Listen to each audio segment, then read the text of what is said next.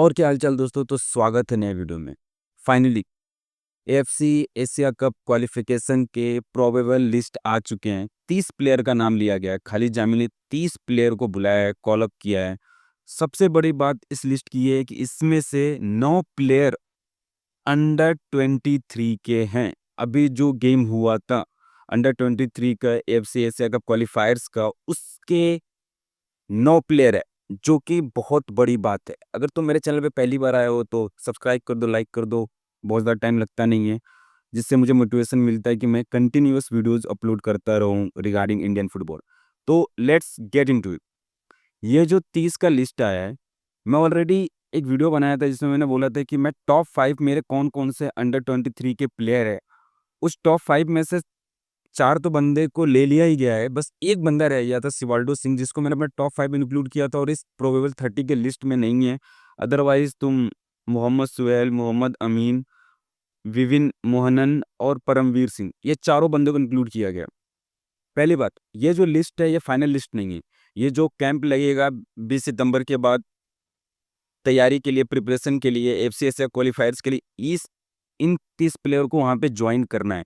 इसके बाद कौन सिंगापुर के मैच खेलेगा, कौन ट्रैवल करेगा, अभी उसका लिस्ट नहीं है, क्योंकि इस लिस्ट में बहुत सारे मिसिंग। देखो, एफसी गोवा की जो प्लेयर्स वो मिसिंग है, क्योंकि उनका एएफसी चैंपियंस लीग 2 जो है उसके मैचेस हैं। उनके मैच है 17 सितंबर को एक मैच है और एक 1 अक्टूबर को मैच है। और मोहन बागान का भी मैच है, एक एक तो कल ही मैच है और एक 30 सितंबर के आसपास मैच उनका। तो ऑब्वियसली, और हमारा जो एएफसी एशिया कप के जो मैचेस है क्वालिफिकेशन के, वो 9 अक्टूबर से स्टार्ट हो रहे हैं। तो ये लोग बिजी हैं।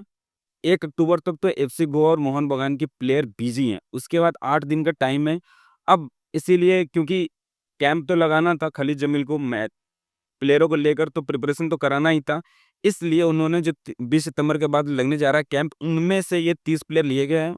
एफसी गोवा के प्लेयर नहीं है, मोहन बागान के प्लेयर नहीं है, लेकिन वो सिलेक्टेड है कि अगर मैचेस खत्म हो जाती है 1 अक्टूबर तक और एफसी गोवा और मोहन बगान का प्लेयर रिलीज करते हैं, तो हम इनको इंक्लूड कर लेंगे। जो फाइनल प्लेयर्स बनेंगे, फाइनल जो स्क्वाड बनेगा, उसमें हम इंक्लूड कर लेंगे।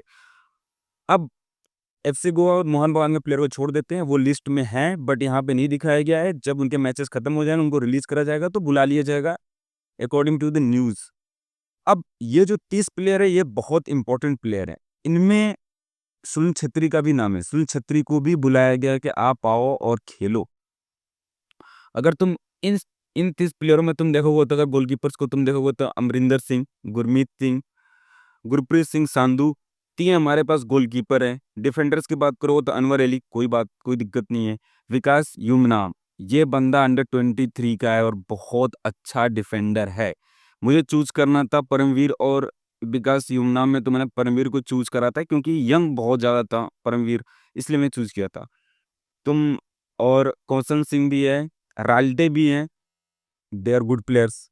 मोहम्मद उवैस, बहुत अच्छा डिफेंस था। काफा नेशन कप में इस प्लेयर को तो कॉल अप तो करना ही था। परमवीर सिंह, एक और अंडर 23 का उभरता हुआ प्लेयर, जो कि बहुत ज़्यादा ही अग्रेसिव प्लेयर है। तुमने वो रेड कार्ड के टाइम पे देखा होगा। राहुल वेके को होना ही था। रिकी मिटी नवम्बम, ये भी एक बहुत ही इंपॉर्टेंट प्लेयर है जो कि डिफेंडर्स में आया है। रोशन सिंह, इन्होंने तो ऑलरेडी खेला हुआ है। अब मिडफील्डर्स की बात करें तो आशिक कुलूनियन, ये मुझे थोड़ा सा शॉकिंग लगा कि आशिक को क्यों लिया गया, क्योंकि जितना इनसे एक्सपेक्टेशन होता है परफॉर्म करने का, काफा नेशन कप में इन्होंने परफॉर्म नहीं किया है।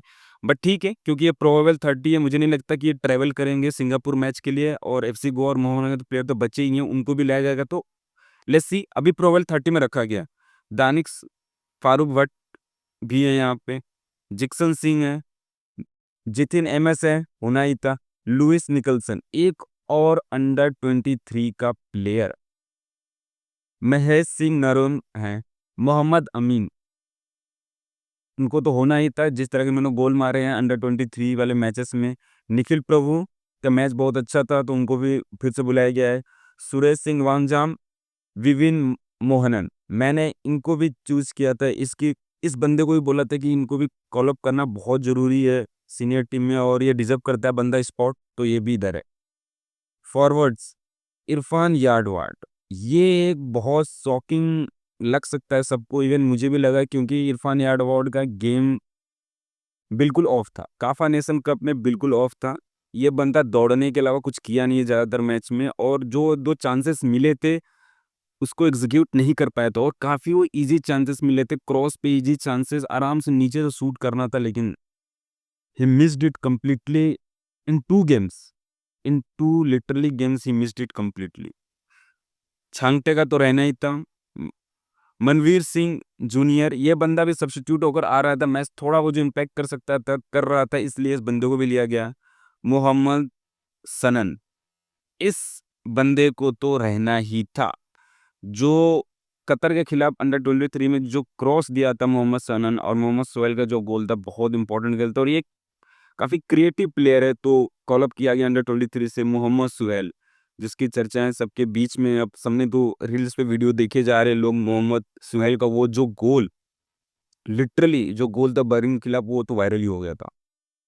पार्थिव गोगोई एक और अंडर 23 का बढ़िया प्लेयर जो कि फॉरवर्ड है, सुनील छेत्री, विक्रम प्रताप सिंह।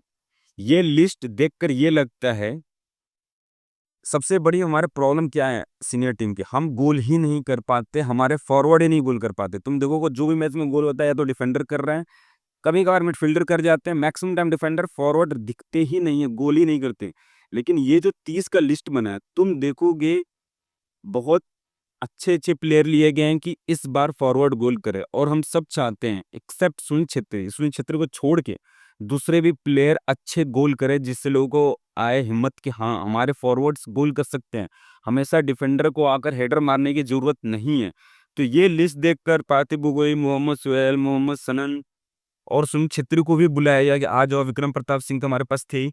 प्लेयर को देखकर लगता है हाँ, खालिद जमील फ्यूचरिस्टिक सोच रखते हैं। हाँ, हमें धीरे-धीरे जो नकारे निकम्मे जो प्लेयर हैं, जो 100% नहीं देते, उनको रिप्लेस करने का टाइम आ गया। तो 9 अगर प्रोबेबल 30 में है, बहुत बड़ी बात है। और जो फाइनल लिस्ट बनने लगा, मुझे नहीं लगता कि इन 9 में से सबको हटाया जाएगा। एटलीस्ट इस 9 में से जो फाइनल टीम बनेगी, स्क्वाड बनेगी, उसमें तो 5-6 प्लेयर होंगे ही जो सिंगापुर के लिए ट्रैवल करेंगे। ये मुझे साफ क्लियर कट लगता है, क्योंकि मुझे चांसेस बहुत कम लगते हैं कि मोहन बगान और एफसी गोवा का जब मैचेस खत्म हो जाएंगे 1 अक्टूबर तक दोनों के, और 9 अक्टूबर को मैच स्टार्ट है सिंगापुर के, तो कितने प्लेयर रिलीज होंगे, कितने प्लेयर खेलने जाएंगे, बहुत सोचने वाली बात है। आ भी सकते हैं, नहीं भी आ सकते हैं। अगर वो प्लेयर आते भी हैं, तो मैं एक्सपेक्ट करता हूँ कि ये जो 9 प्रोबेबल 30 के लिस्ट में आए हैं अंडर 23 के, इसमें से कम 5 प्लेयर को, खलीद जमील को ले जाना चाहिए, अगर उन्होंने बढ़िया खेला है तो, क्योंकि ये बहुत इंपॉर्टेंट है। उनको भी रहेगा कि हम इतना बढ़िया खेल रहे हैं, तो हमें बुलाया गया है, तो दे विल गिव 100%।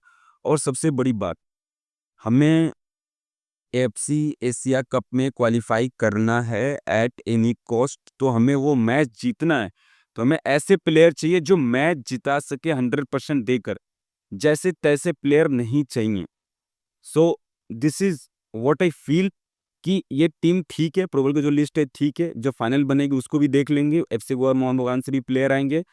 आपको क्या लगता है, व्हाट डू यू थिंक कि ये जो लिस्ट है, क्या ये सही है, ऐसा ही होना था, और हमें जो कैंप ठीक-ठाक टाइम के लिए मिल गया, 20 सितंबर से स्टार्ट है, भले ही बहुत सारे प्लेयर जॉइन नहीं कर पाएँगे, लेकिन ठीक है, जो प्लेयर हमारे पास हैं, क्या तुम उससे एग्री करते हो? व्हाट डू यू थिंक कि ये जो 9 प्लेयर हैं, इनमें से कितने प्लेयर फाइनल जो स्क्वाड बनेगी उसमें जगह बना पाएँगे? Do right in comment section. मिलते हैं नेक्स्ट वीडियो में, तब तक के लिए बाय।